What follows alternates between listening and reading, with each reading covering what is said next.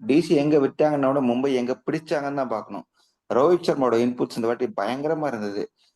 நீ நீ ஆல்ரெடி சொன்ன பாத்தியா, இம்பாக்ட் பிளேயர்னா இம்பாக்ட்டா இருக்கணும்.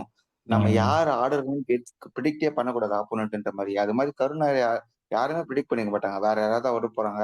இல்ல எப்படி அந்த மாரி தான் இருந்திருக்கும். ஸோ டக்குனு கருணாகர் உள்ள கொண்டு வந்தாங்க. இவன் அவன் பேர் என்ன? அவன் பேர் என்ன? ஒரு சின்ன பையன் தானே.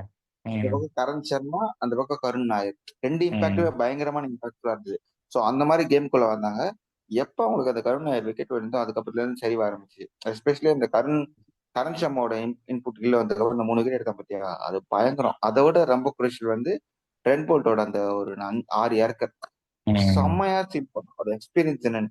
இங்க போற ஒவ்வொரு ஏக்கருக்கும் அவங்க ரோஹித் சர்மா ரியாக்ஷன் காமிக்கிறாங்க. என்ன செமன்னு. அது ஒரு பயங்கரமா வின் பண்ணாங்க. டீம் ஒர்க்கா சொல்லிட்டு. கீழ இருக்கவங்கலாம் மேல வின் பண்ணிக்கிட்டு இருக்காங்க. நம்மளும் கீழ இருக்கோம். நாளைக்கு வின் பண்றாங்கன்னு சொல்லி பாய். பாய். என்ன அதே மாதிரி பண்ணி தொலைக்கணுமா? வந்து தொலை.